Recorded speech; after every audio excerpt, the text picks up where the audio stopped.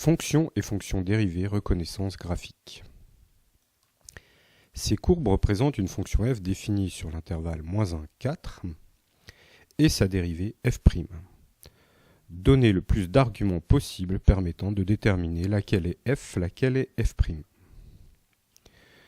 Alors, prenons les choses un petit peu au hasard pour commencer. Regardons la fonction 1. Et regardons quand est-ce qu'elle est positive. Cette fonction 1, elle est positive quand x est supérieur à -1,5 dans la zone que je viens de surligner en bleu. Donc la fonction 2, si jamais la fonction 1 était sa dérivée, devrait être croissante sur cette même zone, c'est-à-dire quand x est supérieur à -1,5. Or, nous voyons bien que cette fonction 2 n'est pas toujours croissante sur la zone bleue. Entre -1,5 et 2, x égale 2, elle est décroissante. Par conséquent, il n'est pas possible que la fonction 1 soit la dérivée de la fonction 2.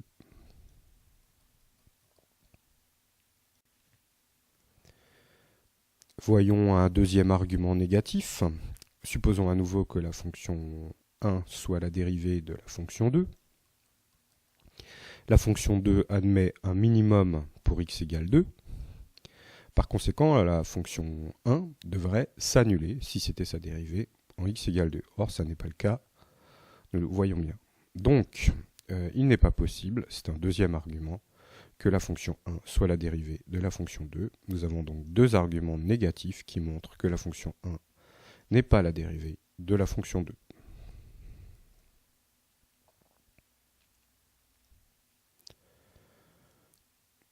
Voyons maintenant deux arguments positifs qui montrent qu'en fait, la fonction 2 pourrait bien être la dérivée de la fonction 1. Le premier argument, c'est l'argument du sens de variation. Nous voyons que la fonction 2 est positive jusqu'à x égale 1. Et ça correspond bien au fait que la fonction 1 est croissante jusqu'à x égale 1. Ensuite, la fonction 2 est négative entre 1 et 3 pour x appartenant à l'intervalle 1, 3. Et la fonction 1 est bien décroissante sur l'intervalle 1, 3. Entre 3 et 4, la fonction 2 est positive et la fonction 1 est croissante. Par conséquent, pour des raisons de sens de variation, il y a tout à fait cohérence avec le fait que la fonction 2 est la dérivée de la fonction 1. Voyons un deuxième argument positif. Regardons les extrémums de la fonction 1.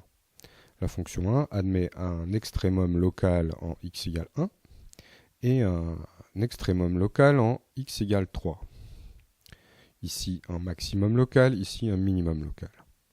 Et on sait que quand c'est le cas, la fonction dérivée doit s'annuler et changer de signe.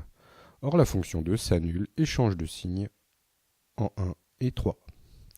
Ceci montre qu'il est tout à fait possible que la fonction 2 soit la dérivée de la fonction 1. Voilà, donc nous avons deux arguments négatifs qui montrent que la fonction 1 ne peut pas être la dérivée de la fonction 2, et deux arguments positifs qui montrent que la fonction 2 peut très bien être la dérivée de la fonction 1.